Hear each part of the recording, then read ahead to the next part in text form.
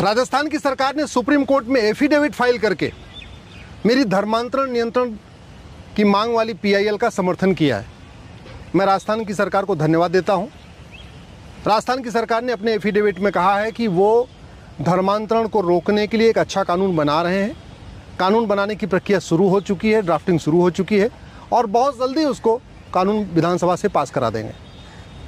राजस्थान की सरकार ने यह भी कहा है कि धर्मांतरण रोकने के लिए सुप्रीम कोर्ट जो आदेश पारित करेगा उसको वो राजस्थान में लागू करेंगे। मैंने सुप्रीम कोर्ट में जो पीआईएल फाइल किया उसमें सभी राज्य सरकारों को पार्टी बनाया हुआ है। सुप्रीम कोर्ट ने सभी राज्य सरकारों को नोटिस जारी किया हुआ है और हमने ये मांग किया है कि धर्मांतरण को राष्ट्र की सुरक्षा के लिए खतरा घोषित किया जाए और धर्मांतरण कराने वाले मिशनरियों और जिहादियों के खिलाफ नेशनल सिक्योरिटी एक्ट लगाया जाए। दूसरी हमारी मांग है कि धर्मांतरण को देश की एकता अखंडता के लिए खतरा घोषित किया जाए और जो संगठन धर्मांतरण कराते हैं साम दाम दंड भेद द्वारा झूठ बोल के, लालच दे के, धोखा दे के, उनके खिलाफ यूएपीए की धारा लगाई जाए। हमने ये भी मांग किया है कि धर्मांतरण एक वेजिंग वॉर है, इनडायरेक्ट वॉर है। मुगल काल में भी धर्मांतरण हुआ, ब्रिटिश काल में भी धर्मांतरण हुआ, आज भी धर्मांतरण हो रहा है और इस धर्मांतरण के कारण भारत के 9 राज्यों की डेमोग्राफी बदल चुकी है। भारत के 800 जिलों में से 200 जिलों की डेमोग्राफी बदल चुकी है। भारत के 6000 तहसीलों में से 1500 तहसीलों की डेमोग्राफी बदल चुकी है। भारत के बॉर्डर पे जो 300 तहसीलें हैं वहाँ की कंप्लीट डेमोग्राफी बदल चुकी है। इसलिए धर्मांतरण को वेजिंग वॉर डिक्लेयर किया जाए। वेजिंग वॉर में आजीवन कारावास, फांसी देने का प्रावधान होता है, लेकिन कोई भी राज्य सरकार न तो एनएसए लगाती है धर्मांतरण कराने वालों पे, न यूएपीए लगाती है, न वेजिंग वॉर की धारा लगाती है। हमने ये भी मांग किया है कि धर्मांतरण एक ऑर्गेनाइज क्राइम है। एक व्यक्ति नहीं करता, पूरा सिंडिकेट होता है और कई बार तो इंटरनेशनल रैकेट होता है। जो इस्लामिक संगठन है इनको खाड़ी देशों से फंडिंग आती है, जो क्रिश्चियन ऑर्गेनाइजेशन है इनको यूरोप से, अमेरिका से फंडिंग आती है। कोई उनको जगह उपलब्ध कराता है, कोई उनको मोटर गाड़ी उपलब्ध कराता है, कोई उनको लिटरेचर उपलब्ध कराता है। पूरा एक ऑर्गेनाइज सिस्टम से चलता है। कोई उनको हॉस्पिटल में जगह देता है, कोई उनको स्कूलों में आके कन्वर्ट करने की कोशिश करता है।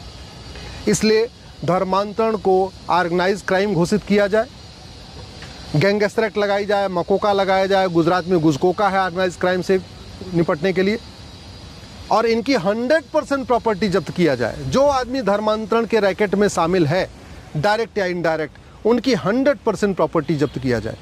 और हमने ये भी रिक्वेस्ट किया है कि धर्मांतरण कराने वाले मिशनरी और जिहादियों की नागरिकता खत्म करने के लिए सिटीजनशिप एक्ट में संशोधन किया जाए।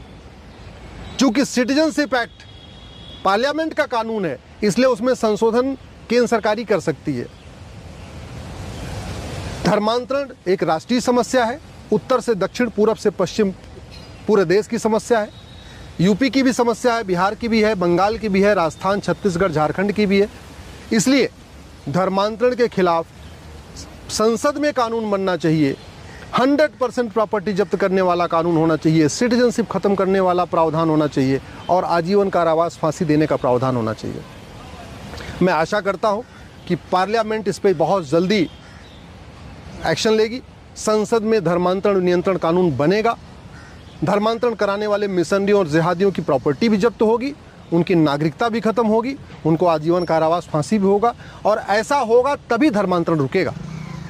धर्मांतरण से राष्ट्रांतरण होता है। धर्मांतरण के कारण त्यौहार बदल जाते हैं। धर्मांतरण होने के बाद व्यवहार बदल जाता है। धर्मांतरण होने के बाद रीति रिवाज बदल जाता है। आप देख लीजिए नॉर्थ ईस्ट में ट्राइबल अपना कल्चर भूल चुके हैं। नागालैंड में कहने को नागालैंड है, न वहाँ नागा संस्कृति बची है, न नागा परंपरा बची है, न नागा रीति रिवाज बचा है, न वहाँ पे त्यौहार बचा है। कुछ नहीं, सब खत्म हो चुका है। पूरा क्रिश्चियन हो चुका है। मेघालय में पूरा क्रिश्चियन ने पूरा हाईजैक कर लिया पूरे शासन व्यवस्था को, पूरी सरकार को हाईजैक किया हुआ है।